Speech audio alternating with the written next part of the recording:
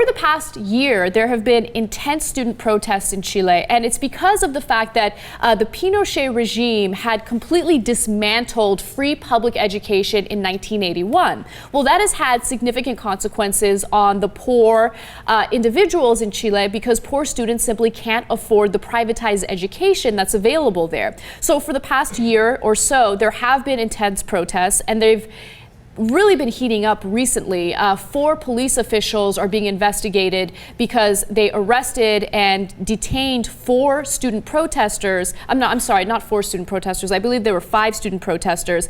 And while they were detained, a few of them were stripped naked. Okay, so these police officials are being investigated for that. But I think that it's important to really look at this private education system and how disastrous it's been for Chile. And I feel like Edwin Umana has more information on this. He's actually been following this story more closely. So let's get his thoughts on it and we'll discuss. As far as the government goes, they're constantly sending out the carabineros to, which is the militarized Chilean police force, to break up the protests. The protests, every now and then, you will have a few people getting out of hand, throwing stones or whatnot. So the police have to detain them. There have been moments where the police do have to step in, but for the most part, they have been relatively peaceful. Now, speaking of the education system, the students there, according to the OECD, they pay more out of pocket than any other country in the world. But the middle schools, high schools, and colleges, all of them are privatized. The middle schools and high schools are run by a voucher system. And one thing that they're doing that's really irking the government is that they're occupying their schools. They're staying there for days on end, weeks, months, and not letting instructions continue. Okay, let's stop right there. So I think that this is a perfect case study of how disastrous privatizing education is, because here in the United States, we have Pennsylvania, we have Louisiana, both of which are pushing a voucher system to basically defund public education and put those resources into charter schools, into private schools, and they do so by giving these parents vouchers, and they're able to decide which school their children go to. Now, this is problematic on several different levels. We've told you guys about this before, where the majority of the schools in Louisiana that actually have space for more students are religious institutions that don't believe in evolution, they believe in creationism, and they don't get a good education. But think about what happens when we privatize all education in this country.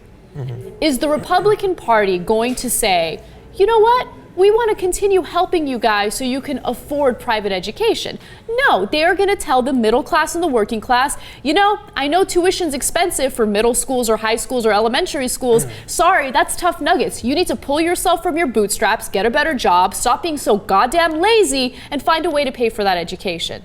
That's very similar to what's happening in Chile right now. And I think that is going to be absolutely disastrous if we allow the GOP to have their way with the education in this country. No, that is exactly what's going on in Chile now. The poor, the students that are poor, that are barely getting by, they obviously they have to pay out of pocket.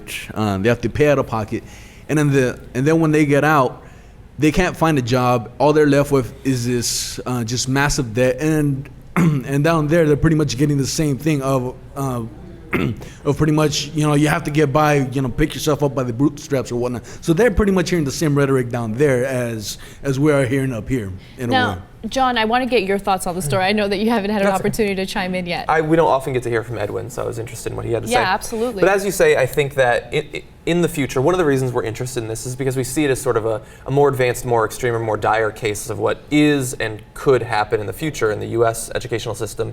And I think that you're right. If things continue the way they are, if more and more schools become privatized, we're going to be stuck between not being able to afford college, whereas the politicians, the Republicans, and to some extent the Democratic politicians, their kids don't need to worry about this. They can afford it.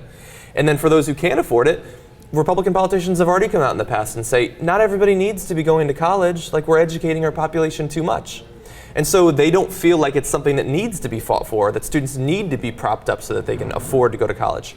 But what I think is interesting about this case, and why I'm glad that we're focusing on it, is that there's the educational component of this, but the Chilean protesters are not just protesting that. They have a problem with the fact that there are these hydroelectric projects that are not benefiting the local communities. Right. There's privatization going on in other areas as well, and whereas they're fighting back against it, most Americans don't seem to have a problem with the privatization that's going on. Like, for instance, we allow foreign oil companies to come in to take our natural resources out of the ground or out of the water, and give us nothing. But and we don't seem to care. how do we shake Americans out of complacency when we have a mainstream media that immediately discredits protesters and puts them down? I think that Americans are definitely, a majority of them are complacent right now, and I think that that's the biggest problem in our political system aside from Citizens United. But at the same time, it's really, really difficult to get a movement going when people are when authority expects the protesters to be as convenient as possible,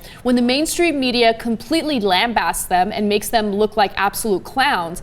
It's difficult to get a political movement going in this country. And I don't know what we need to do to mobilize people, and I had so much hope for the Occupy movement, but it has fizzled out. Yeah. I feel really bad saying that, but that's the truth. I know that there are still some protests that happen, but it's not on a large enough scale to receive the media attention it deserves. Yeah, I think that unfortunately what needs to happen and what probably will happen is 1 to 2 more decades of worsening economic conditions, difficulty finding jobs, having to pay off this debt. I think that once we are under the same sort of financial and economic burden that the Chilean protesters are, I think that we will eventually react the way we should. It says here the president is a billionaire in Chile. He doesn't understand the problems of the people on the ground.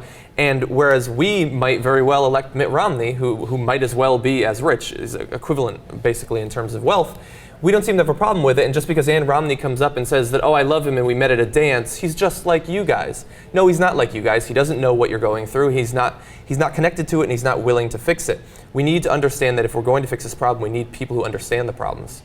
And I think that it's going to take time.